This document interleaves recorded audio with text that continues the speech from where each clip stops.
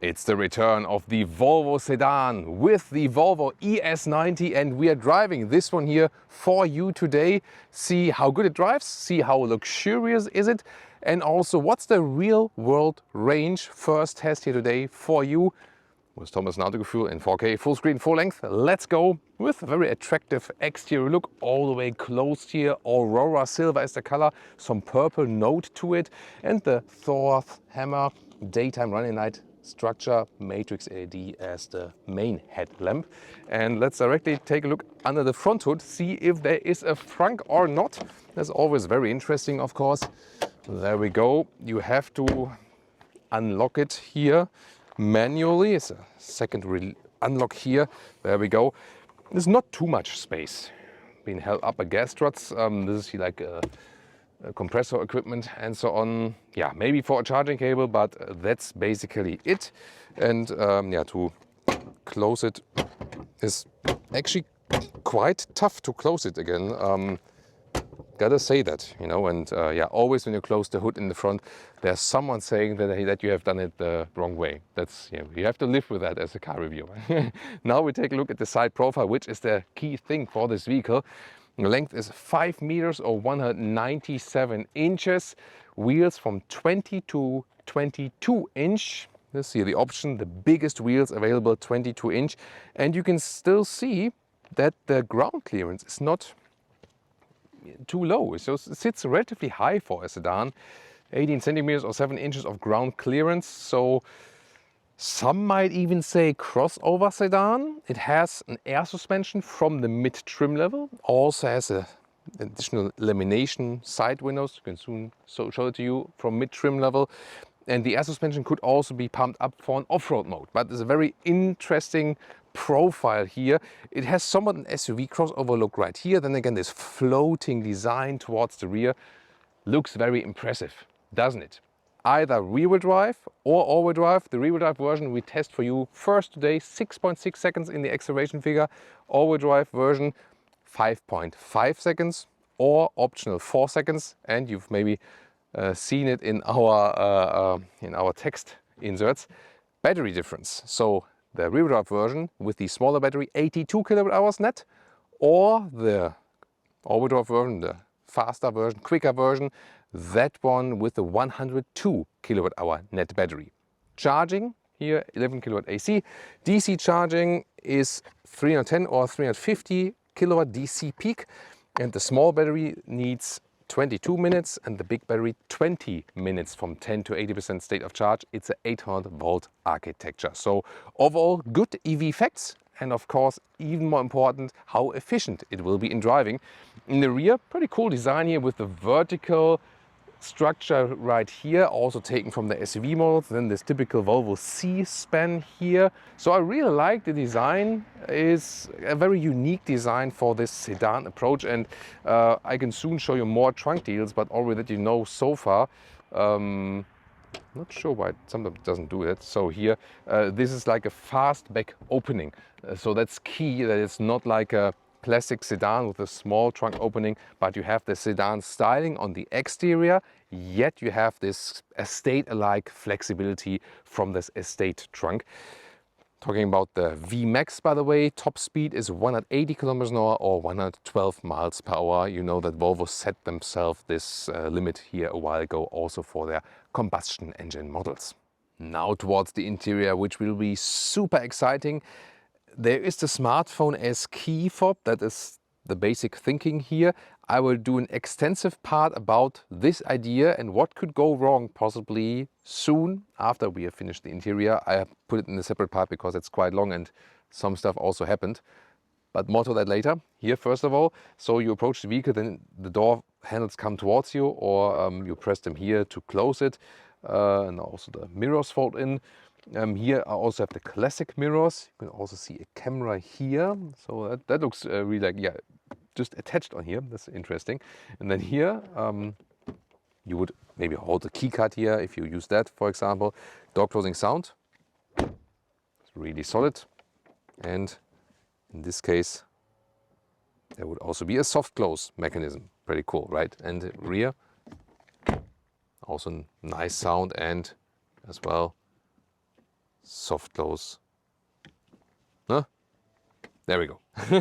And then inside of the doors, high grade leatherette here in black, nice that it doesn't reflect in the window. Matte wood is being used, optional Bowers & Wilkins sound system, soft here for your elbow. This is how you grab the door from the inside, by the way. Then also this is everything covered, I love that. Also this lower part here is soft. That's really rarely done. And then at least a rubber pad in the lower part from the bottom. Just this one is a little bit harder than, yeah. That would have been perfect if this one it was also like in bright felt or something like that. Then here, windows. It is the 2-window lever curse.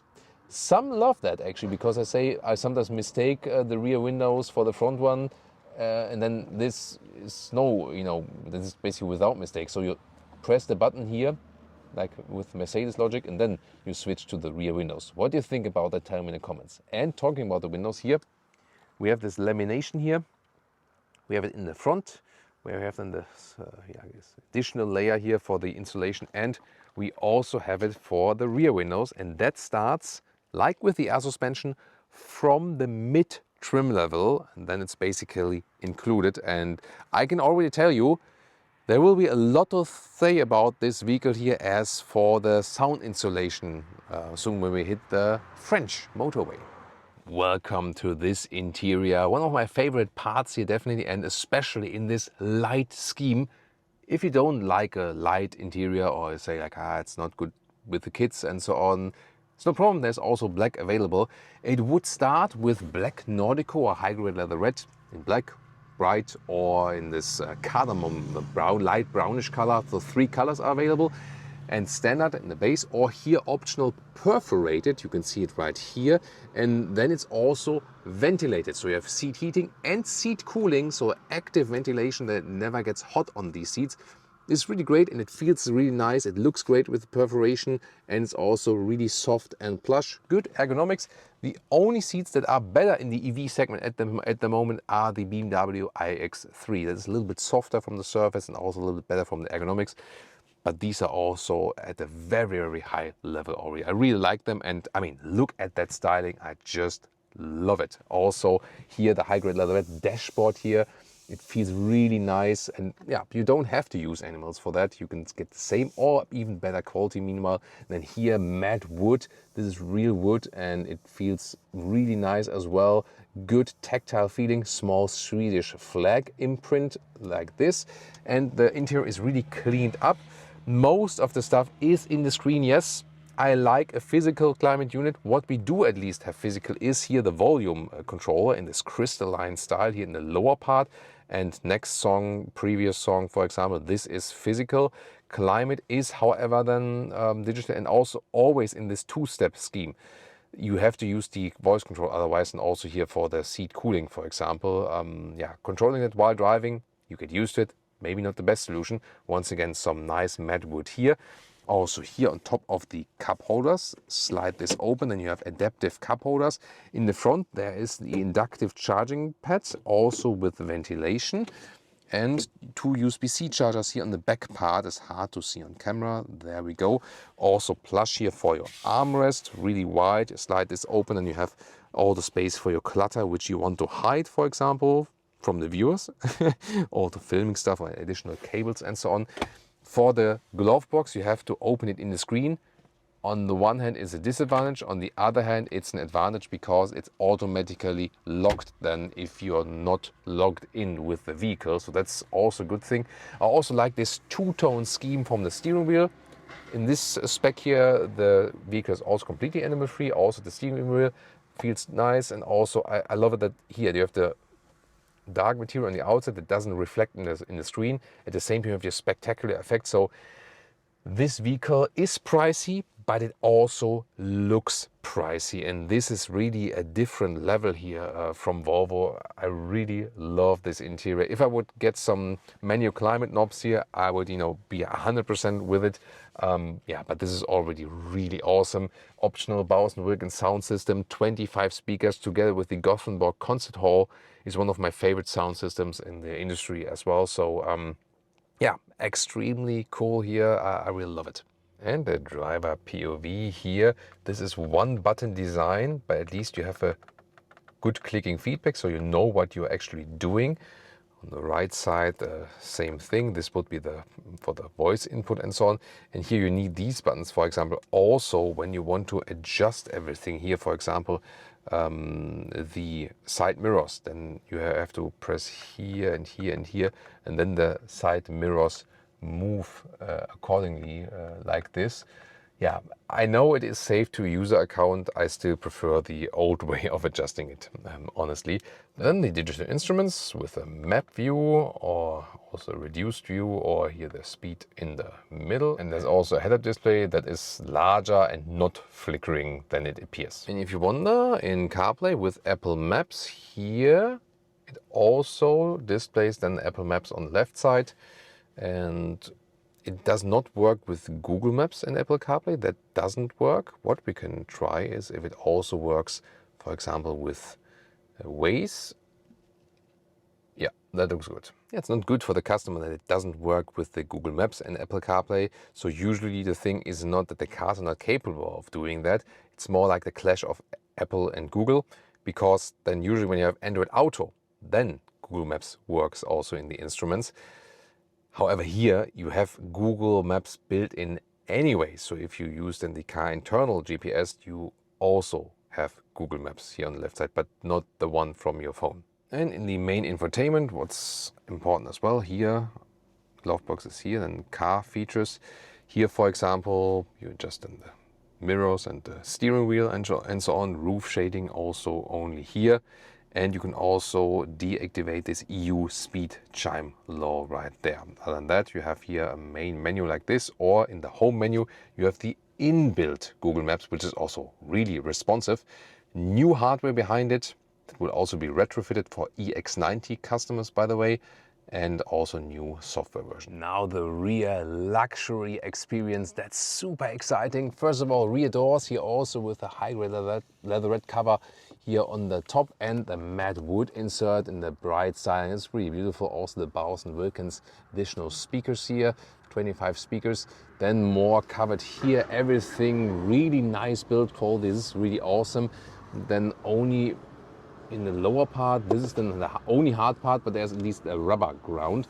And then here, this is the manual door release here, and here this for the window lever. And you can also electrically adjust the rear bench here, the back part. So it's a 2/3, 1/3 logic. I can also show that to you from the other side very soon. Then we have here also the perforated Nordico in the rear, also really plush and soft, nice ISOFIX outsides each. And then on this side I can also then adjust the bench. You can see the difference here. Actually, I can put it more upright. This would also be then for a cargo position, that you have a little bit more trunk length in the upper part, or then the normal laid back position. The only problem here with electric vehicles, which we often have, is how the feet are placed in the vehicle, especially if you have long legs. Like here, you can see how high my feet are due to the battery placement below the vehicle. That is a strange position to sit in. It's still comfortable because the ergonomics and the seats and the material is really soft, and you have enough space here, leg room, although also, as I'm driving here, headroom here also to the top part is also okay, to the side, a little bit closer, but overall it's still nice and comfortable experience. But yes, of course, I would sit better if my feet could be a little bit lower. And that's something they haven't figured out with EVs yet. That's why also electric vehicles as SUV are also very, very popular, because then you have a higher building style and you sit higher from that rear bench in general. And then here, you can see it's relatively even floor, little hump in the middle, 2 USB-C chargers. Then there we go. 2 USB-C chargers right here. Then in the upper part we have a climate unit. You can adjust it yourself, and there's even seat cooling and seat heating available for the rear seats. Rarely do we have that, so that's pretty cool in this highest Ultra trim. Yeah, really nice to have perforated ventilated seats for the rear. This is a luxury sedan alike, indeed. And talking about that, first of all, here once again also plush in the upper part. Here with the Nordico, you also have this bright contrast even for the rear seats here in the top head restraint area. Then you can pull down this here The only thing is it's a little bit closer, so it always makes... That's the so-called leatherette fart. And then here, really wide middle console. You can open this one for more space. And in the top part, or in the front part here, this is like, once again, the matte real wood. Really beautiful. You can hear that. It's just a beautiful sound, definitely. And then you can press this button and the cup holders come up. Wow. Also here, a little bit adaptive. I love that feature, you know, and then you pull it down like this. That's amazing. So I'm really in love with this rear, especially also here. Once again, matte wood accentuations in the back part of the seats. And this is there, then when you say like, okay, maybe it's still worth the price, this vehicle here. It is very expensive, later on more to the price, but that's pretty cool. With the only exception that, you know, I'm rather sitting like this, although I have a lot of space in general, you know, so that's the only thing. I would also leave this one down if you're just driving in the front alone, or maybe with two in the front, because then you have some visibility here to the rear. If you put this one here up, there's the head restraint, and then there's basically zero visibility to the rear. So still leave this one down. And then here talking about the panoramic roof, it's a fixed panoramic roof. However, there is this dimming available. The heat protection is inside. So the dimming does not decide about the heat protection, but you can see here, this is this dimming function. If you want to have it more in this shade style, not that bright in the interior, maybe when it's a really sunny day, there you can see the difference. Always looks cool with this electrochrome function. The manufacturers call it electrochrome, by the way. I also saw some comments from viewers that they say it's not really electrochrome in the technical sense, because that would be rather like it's reflecting from the outside. Not an expert in this. Maybe one of you is an engineer in that field and can elaborate more in the comments about that. And now let's check out the trunk or the boot and also measure it. 425 liters. Doesn't sound too much, but how usable is it? Here, this one also fits in vertically easily. And the cool thing is indeed that you have this Fastback-alike trunk. By the way, if you are searching for the measures, it's also right on top here for the next IKEA visit. It also says the measures of the trunk. Of course, hard to read on camera. It's also interesting here, this cover here lifts automatically, but you can also remove it like this, that you have also visibility to the trunk then. And this is here an additional floor mat, either with a soft surface or turn it around, and then you have here this rugged surface, so both is possible. And if you remove it completely, you can see here, you have here then also possible to lift it up, and there could also be a cable storage underneath, so that's also possible. You can also lower the whole trunk then with the air suspension. That works as well. The height I'll measure already right here. So this is here a maximum height of 24 inches or about 62 centimeters. I put this mat again, it doesn't get too complicated overall. So here we go. And then the width is about 1.40 meters, a little bit more actually. And the standard length is also about 1.40 meters. And then, yeah, bikers know where to drive properly. Here you can see, I cannot fold from here. This is just like here, like additional bag hanger, for example, but there's no remote release for the seats. I can reach over, for example, for the ski hatch and then push this through. This does work. And also slightly reach over here. This could also work. There we go. And then, for example, here, 2/3, 1/3, but you can see individual. Also, you have these covers here. You can push down a little bit like this, and then the total length to the front seats is, yeah, it's almost a full ruler. So like 1.95 meters or 77 inches. So it is well usable. Yeah, here you see here again the view is kind of limited from the front to the rear, that you can already see right here. And this one, of course, you could also remove. About opening or closing the vehicle is a very important thing. So Volvo does not supply a real classic key fob anymore. Many manufacturers do the same and move over to smartphone integration. And you can argue for it. When you say, hey, you have your smartphone with you anyways, then you have the access on your smartphone as well, and that's a good thing, is coming handy, and you then maybe don't need a special key fob or so. However, I'm always a friend of having a backup plan. So here at this moment I have like the key to the vehicle on the wallet here in the iPhone. That would be my access to the vehicle, and I can also control the app from here. Then Volvo supplies, let's say, a backup card which would work with like holding it directly at the door, and then you have to place it physically into the vehicle. The phone usually you just leave in your pocket. So far so good. But some call me paranoid when I'm taking extra measures, for example, also when we do our, maybe this doggo as well, or maybe he agrees to me, because when we leave everything in the vehicle, I always have a window lowered. Just in case, because manufacturers always say, the car will never close itself when the key is in the vehicle. It will never do that. And we always hear that from manufacturers. And we always hear these systems work 100%. And then later on it turns out that the next day they hand out the normal key fobs, just to be safe, you know, because something happened. And the same happened here. So I was leaving everything in the vehicle, my own smartphone, the backup key card, the phone, everything in the vehicle, because, you know, I don't want to have like two phones all over the place, my personal phone and then here this car phone here, which would be just one phone in your personal use, but here for the test vehicle it's then two phones. But I said, just in case. And I was just standing here, everything was inside the vehicle, and I said, I want to, you know, get something out of the vehicle. In that moment, the vehicle closed itself. And it's closed, it's done. If in that case, the window would be up, everything would be in the car, the phone, the backup card, my own smartphone, I could call no one and our day would be over. And I have no idea what I've done here. So I can just plead to you once again, never leave the car with the key inside. Always get it out, even if it's just like, you know, shortly, or even if everyone is around, or at least lower one window that you can access the car. And never trust these digital smartphone solutions only.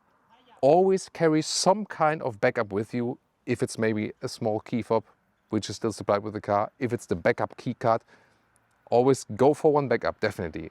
Just do it. They do offer one more thing here with Volvo.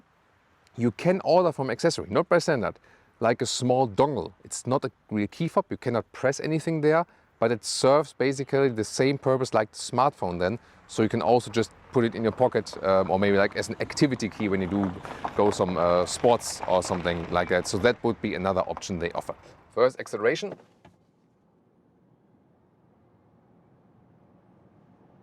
And that was 30 to 100 kilometers an hour with the rear-wheel drive model. It's time to start driving the Volvo ES90. Volvo is back with a large sedan, in this case the electric one, and we're gathering information and driving impressions in the city, also on the motorway here in southern France today for you. And we're starting here with some city traffic too. It's often here like around the Nice area. There's a lot of traffic here, airport area, and often some like, you know, scooters and everything, and it can be hectic. But the first very important point, that's why I'm starting with this one here, is yes, you have a large vehicle, 5 meters, 97 inches. And although there's like sometimes tight traffic here, not going around, you are super relaxed. This is the main thing about this vehicle. You immediately realize we have here the dual insulation of the windows.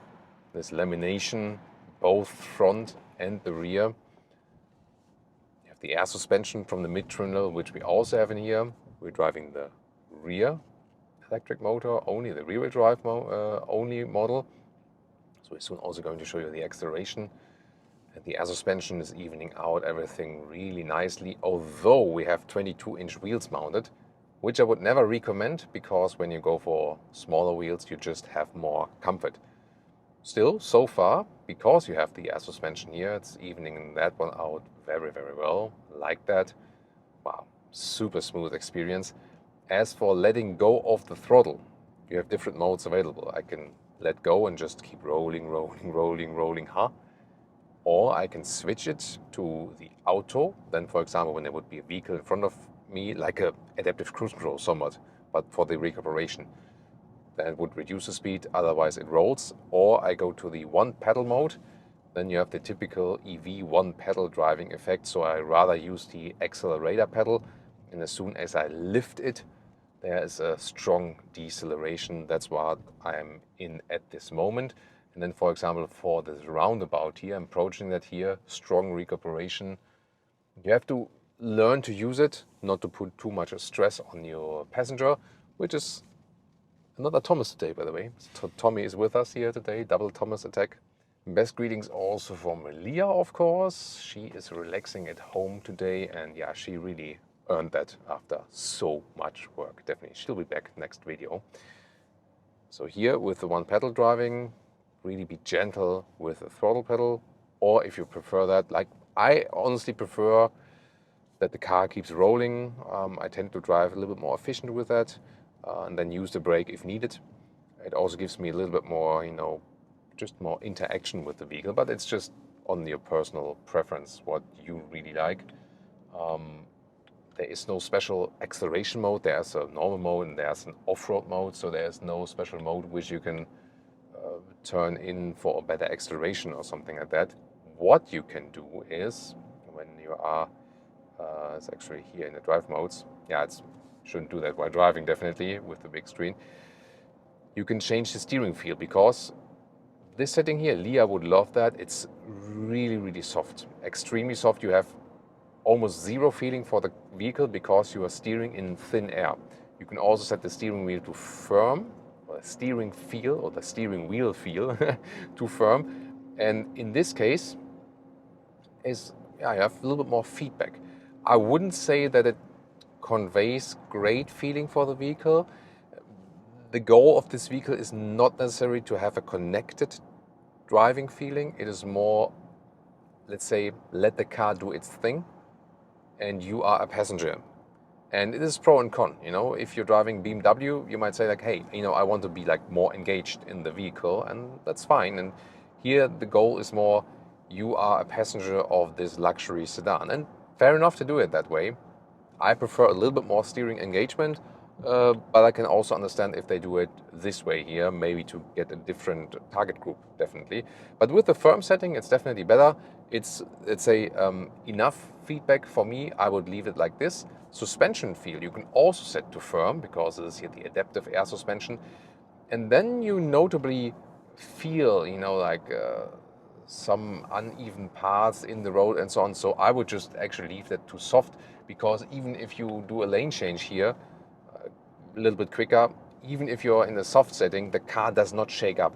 So this is an air suspension where you still feel it is an air suspension. I think it's very important, because in the recent years, or maybe even the decade, we have got to know a lot of vehicles with air suspension where you don't feel anymore that's an air suspension, because the suspension then is trimmed too harsh. And then I say, what do you need the air suspension for? You need, or you want, an air suspension to get this soft, floaty feeling.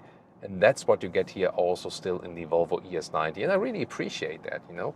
Then you have also the nice ergonomics of the seats and the nice soft Nordico high-grade leather red. It's quite warm today with the sun, so we can have the cooling activate, the ventilation of the seats. So there's no need to go for the animal skin option here as well. So it's a round comfort package with this great insulation here now at about 90 kilometers an hour, like 55 miles an hour, and trucks right and left in the middle of the lane here, a little bit of a construction site, temporary thing on this road, and we're still super relaxed. It's extremely silent. Air suspension is evening things out and so on. Yeah, I'm really positively impressed by this vehicle in driving it. Again, it is not a sporty machine, but considering that it has this strong comfort focus, it doesn't, there's like the speed camera, it's best greetings there. It doesn't disappoint in the dynamics in a way of, hey, it would shake up too much or something, you know. So that's what I meant again here when I'm at 90 and then do a quick lane change. It's still fun to do that, and the car doesn't become uncontrollable because it would be shaking and so on. So that's very important. I also picked this motorway here before we go up into the mountains to have a good average consumption for you guys, because it's very important to measure that when there's not a big topographic change to be very reliable. We can also check out some of the assistance systems, and you pull down this one here like Tesla styling, and then you also have an active lane keeping assist. Let's see how it does it. The EX90, the SUV brother, had problems with it. There were software upgrades. Now they get a hardware upgrade, which is retrofitted also to existing customers. And the ES90 directly starts with this new hardware chip behind it. Then, of course, a new software version. And this really helps because now you have all systems activated which are supposed to be in that vehicle. And here you can see it is following the lane. It is a very narrow lane, and there's a lot going on around us. Next Tesla Model Y overtaking us here on the left. It's also blind spot monitor, the red triangle in the side mirror. Very good to see that, very good to have that, definitely. And so far, I think it's a very good application of the assistance systems here. You know, now we can soon drive a little bit quicker, 110. I can also do quick acceleration when we have the chance to. There's one more overtaking. But this was my first point here. This is really, really accurate. It's not too much overcorrecting, and we know that from the Volvo assistance systems, they have been overcorrecting a lot. And also with the combustion engine hybrid models. And I kind of feel this is the best application for Volvo assistance systems yet. Honestly, gotta say that, and that's a good surprise, definitely. So, what about some 90 to 110? Let's go. Oh, that's it. Nice, good acceleration. I mean, it's 6.6 seconds in the acceleration figure for the rear-wheel drive model. Of course, with this smaller battery, which is at 88 kilowatt hours net here. 92 is the gross figure, whereas you have 102 kilowatt hours net with the bigger battery. So here, smaller battery, you have less weight. That's a good thing. You know? So for the driving limits and for the consumption, that is a good thing. However, I would suspect that for 5,000 euros extra, when you compare like ultra trim to ultra trim, then you have to pay 5,000 euros extra for the big battery. Most customers will probably then also pick the big battery, just to be safe, to have more range and so on. And we will continue driving this 110 kilometers an hour here because that's what we can do in France here today. At a later stage, of course, I would like to redo a test on the German Autobahn, go like 130, maybe even quicker, top speed 180 kilometers an hour, 112 miles per hour, also test that. But even here at 110 kilometers an hour, like 65 miles an hour, it's still really relaxing and super silent, you know. So that's pretty cool, you know. So I know there are a lot of EV skeptics out there, and I would just say, like, take a test ride and see for yourself, because the concept here fits, you know. The whole experience fits, and especially with Volvo, they haven't convinced us with great engines in the last decade, you know. There's always a 2-liter 4-cylinder. They consume quite a lot of fuel. They are not very powerful. So especially Volvo is not losing much when they go electric, you know what I mean? So if you think about like a BMW 3-liter 6, inline 6 or something, then you say, okay, you know, I love to drive that engine, you know. But here it's definitely a better experience with driving the electric version. The rear electric motor, always the stronger one. If you have the all-wheel drive model, front-wheel drive will also be added, basically. Then it's the weaker one. And also a change now. Imagine I would have the all-wheel drive model and I'm just cruising.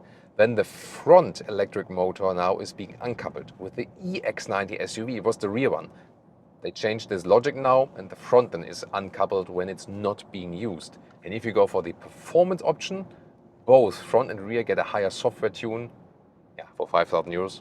They just turn the software up, and then you have even more power there. But I can just say, again, this is such a smooth driving experience. I love that combination of insulation, silence in the cabin, air suspension, ergonomics of the seats. Yeah, their BMW is, for example, in the iX, still a little bit better. They have even better comfort because they have the benchmark of comfort in the seats, both ergonomics and also as for the softness of the high-grade leatherette. But this one here is already at a very good level, and I could very well imagine just, you know, keep on cruising with this one here. So that's a very, very nice and pleasant, calm experience. And we want to test the dynamic driving capabilities. Let's go. Oh, that was 20 to 80, and now we hit it through some corners. There we go. Yeah, so you can just repeat.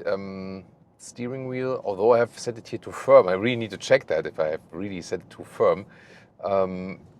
It's still not the most responsive one, so you don't have the best feeling for the vehicle. Once again, the luxury experience is being focused.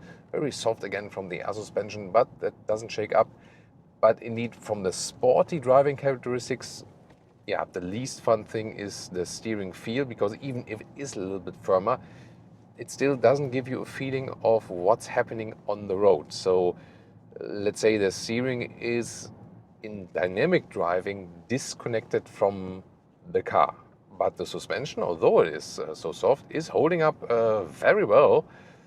So surprised about that, positively surprised that this one does deliver you a sporty driving experience suspension wise. At the same time, yeah, very good, and yeah, very good comfort both, and sporty experience. So great suspension here, gotta say that. But as for the steering feel, it will not give you the sportiest driving fun.